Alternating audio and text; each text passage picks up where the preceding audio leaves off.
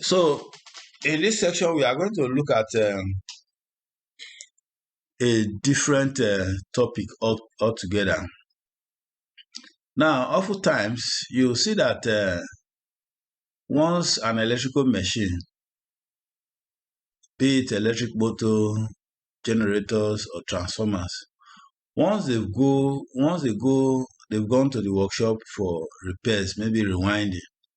On getting back, the reliability of that particular machine is always affected. They do not last long, okay? And before you know it, they are already failing.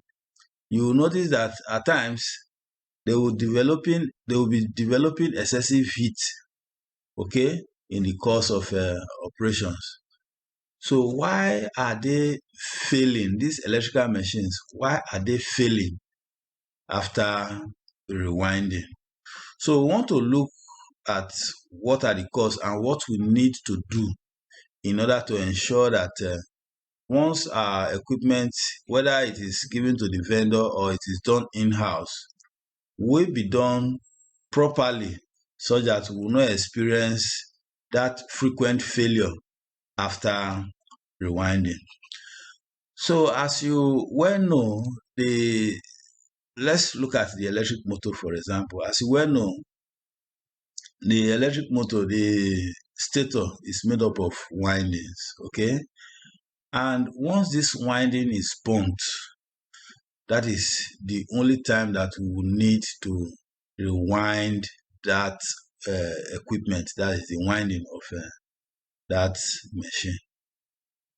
So what are some common mistakes that those that are responsible for doing this job that they do that will eventually lead to that frequent failure that we experience? Okay, so we are going to look at three different factors that affect the integrity and the reliability of this electrical equipment after rewinding. So what are the causes of this failure? The first one that we are going to look at is the fact that those that are responsible for it, they unintentionally use the wrong wire size or wire gauge. Okay, as we'll see later, you'll see that using the wrong wire gauge or a different wire gauge has a way of affecting the overall resistance of the entire winding, and thus it will alter the heat dissipation, the power losses, okay, on the particular equipment. So we'll see that later. Then secondly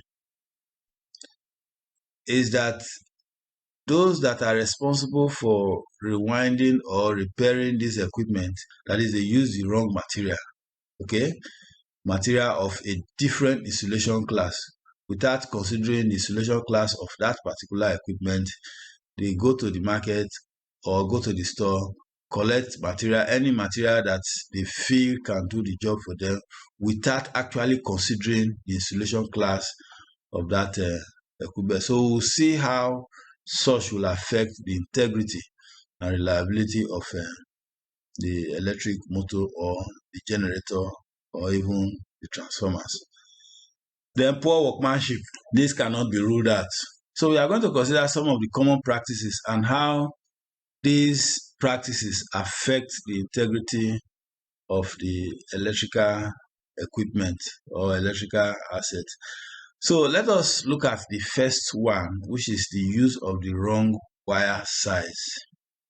Remember that the winding, as we earlier acknowledged, is made up of insulated copper wire or enameled wire. Okay, and why it is called enameled wire is because the conductor is coated with insulating varnish, so it is enameled, okay, or enameled magnetic wire. Okay, so these are the wires. Okay, so what are they made up of? So if you look at this Okay, so we are going to look at three different characteristics that influences how the enameled wire function. And the first that we are going to look at, and as you well know, is the size of the conductor. The size of the conductor. So we know that the size of the conductor affects the current carrying capacity of that conductor. That is one. Then secondly, with a given length, okay, you will see that the size will also affect the total resistance of that winding or the coil from R is equal to rho L over A. Okay, so A, which is the cross-sectional area, as is increasing, is reducing R. As is reducing, it is increasing R. Okay, so we want to see how it affects the integrity, okay, of the winding at the end of the day. So the mistake that most rewinders they do, or those that are responsible for replacing the winding, is that when they remember the winding is burnt, okay, they may take the burnt winding out. And when you gauge that winding with your conductor, the coil now, a strand of it, with your micrometer screw gauge, okay, when you gauge it, you will get the cross-sectional area, okay, the diameter of that conductor of the insulated copper wire in millimeters, okay. So now, the mistake they often do is that when they gauge it, maybe what they got was a completely burnt winding. They will not gauge that winding. Remember, the insulation has been lost. Okay, what you have is only the conductor. Of course, when you want to gauge wire, ideally you are supposed to gauge without the insulation on it. That is why those that are experienced, they often try to strip the insulation off the conductor, either by burning it or maybe using the correct stripping tools to scrape the insulation off the conductor. Okay, so this is what I'm trying to explain. If you look at your screen now, this is the conductor and this is the insulation, which is the enamel, okay, which is what you are seeing here too, covering the conductor. Are we getting it? So if I take the measurement of this in the micrometer screw gauge, okay, I will get the diameter of this conductor now in millimeters. Then when I go to maybe store or wherever I'm purchasing the insulated copper wire from, so they will go with their micrometer screw gauge and gauge both the insulation and the conductor. Okay, so at the end of the day, because this one has now been included, what we will have will be less than what we have in here will be less than. What have we done? We have reduced the cross-sectional area of that conductor, and in effect we have increased the resistance of the entire winding. And once resistance increases, when we have the same amount of current flowing through that resistance, what will happen? The amount of heat dissipated across that winding or within that winding will definitely go up. So because of that, you see that during use, the electric motor will be heating up excessively because we have reduced the cross-sectional area, thereby increasing the resistance of the winding. So that will have the effect of increasing the power losses. The efficiency of the equipment, if it is electric motor, if it is a generator or transformer, the efficiency will definitely be reduced. Okay, so what we need to do when gauging this, okay, is to ensure that we turn off this insulation and make sure that it is the conductor that we are gauging.